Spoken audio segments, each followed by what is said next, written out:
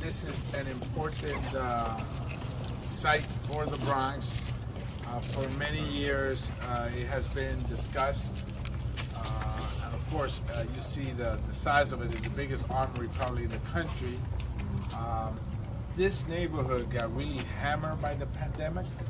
The zip codes here were probably the hardest hit in the country in terms of people that were positive, people that died.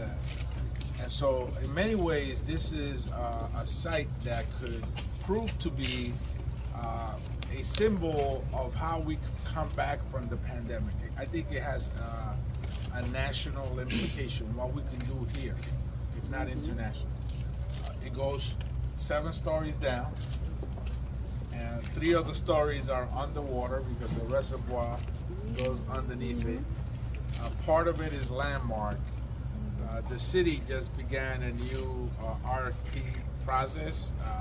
The city has engaged not-for-profits to guarantee that the community is involved in this process. They should be fully involved. An architectural firm has been also selected to assess the conditions of the building. The speaker and the councilwoman have allotted $5 million to make some emergency repairs so that we could have access to the site. The state put in $128 million of loan money available for whoever develops this particular property. And this will be, I believe, a major job producer. So who do we invite when we want jobs? We invite the Secretary of Labor. So we wanted you to see this so you could take it with you back to DC. I've contacted the White House on this and the economic team in the White House to see if we could get them engaged as well, because I believe that if you could do something productive here that will generate thousands of jobs, good paying jobs, it will send a symbol to the rest, a message to the rest of the country that we're out of the post-COVID era. And jobs and activities that will strengthen the local community and the local businesses. There are small business owners here, non-for-profits that know this particular project really well. And of course, we want your help in this. We want your assistance in this. Thank you for coming here. I know it's been a long day. He was with me at City College earlier. Charlie Rango grabbed him before he left. That's why he was late. And it wasn't to say hello. But at any rate, estamos aquí con el secretario de Trabajo. Este es un local que está cerrado por mucho tiempo, demasiado tiempo, que tiene un potencial de crear miles de empleos para los residentes del Bronx. Y nosotros creemos que el secretario de Trabajo puede ayudarnos en eso, por eso lo hemos invitado con la portavoz del Consejo Municipal, la presidenta del condado, la concejal, el senador y los grupos de la comunidad que merecen y quieren estar envueltos en esta discusión. Esto puede ser un símbolo de que hemos retornado, que hemos salido de la pandemia, si podemos desarrollarlo de una manera inteligente, que produzca empleos bien pagados y que puedan fortalecer también los pequeños negocios de este vecindario. De tal manera les presento, I introduce to you the Secretary of Labor, Secretary Walsh. Thank you, Congressman. It's great to be here with all the elected officials and community leaders, nonprofits. Thank you very much. When I walked in today, when I walked in the state as well, the Commissioner of Labor. When I walked in here, my old job was Mayor of Boston. And when I walked in here, I was thinking, like, what would I do in Boston if I had a place like this?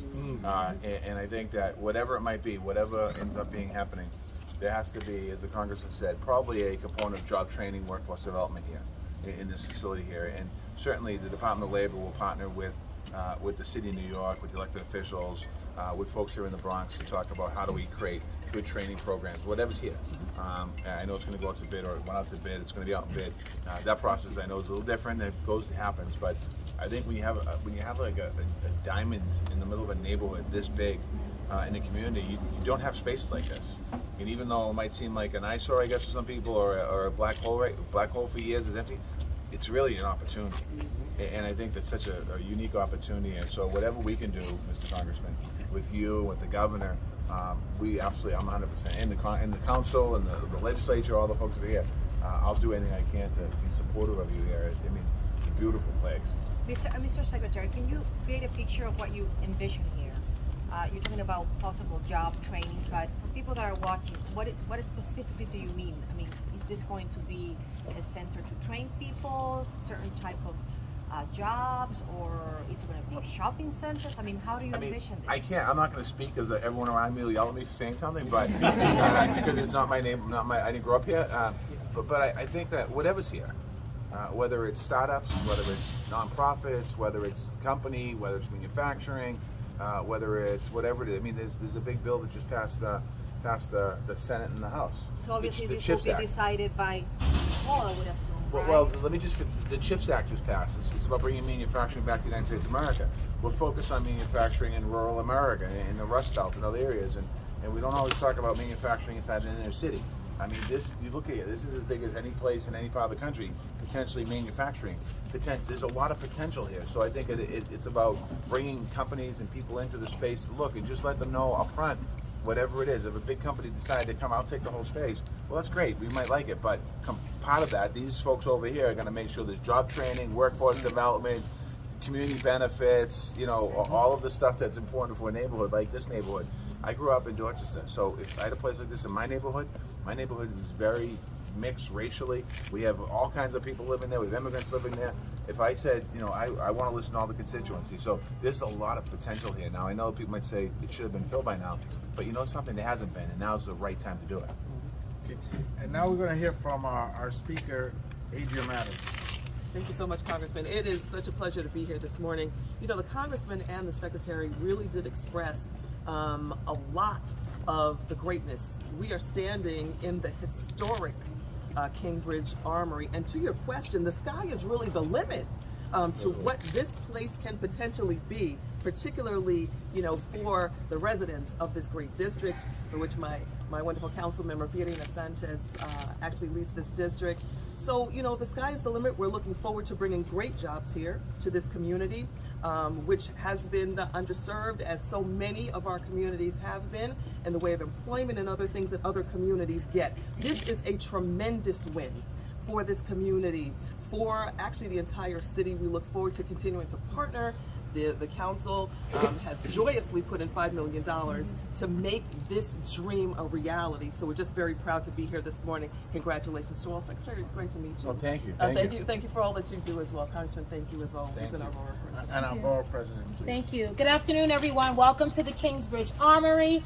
This is the start of a great set of conversations that are going to produce incredible results for the residents of our great borough. I want to thank Congressman Adriano Espaillat for his leadership in making sure we have these conversations, and equally making sure that we bring our very own Secretary of Labor. Thank you so much, Secretary Walsh, to you and your team. We're looking forward to working with you, as well as our Commissioner of the Department of Labor. Thank you, Commissioner Reardon, to you and your team, and my colleagues in government, our speaker, who are all here. The business leaders, the merchants, everyone that represents the borough of the Bronx. This is such a great opportunity to be creative and innovative in our approaches to how we reimagine the Kingsbridge Armory, how we look at building economic wealth and power, how we generate wealth within our communities and capitalize off of so much talent that is right here in the Bronx, from small businesses to entrepreneurs, MWBEs, our schools of higher education like Bronx Community and Hostos and Monroe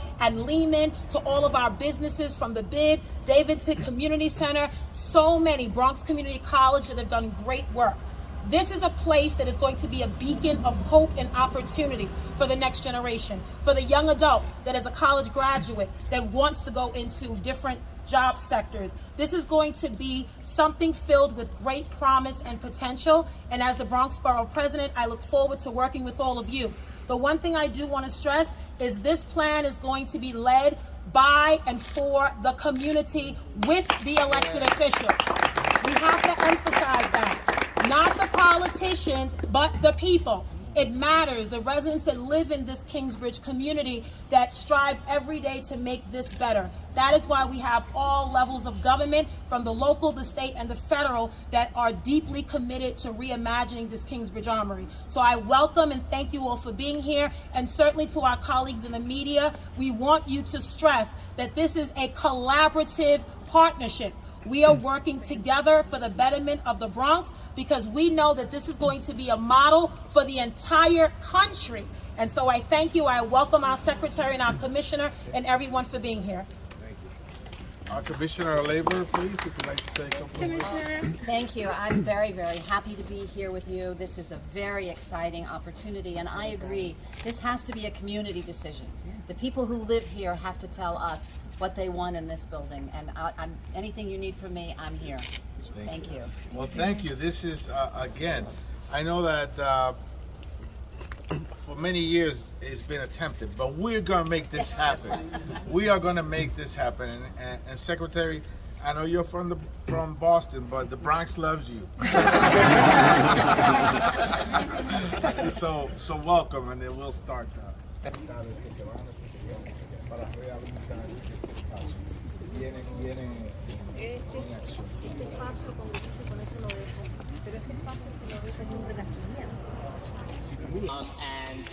Throughout its history has had a lot of different uses.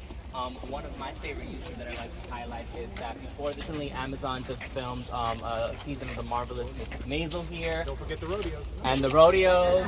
There's been horse races here, out receiving food supplies from the city of New York. And most recently in January, when we had the biggest fire that the Bronx has seen in its recent history with the Twin Park North fire, this space was used by the borough president to host donations and goods for the victims of the fire. So it has always kind of in its history been a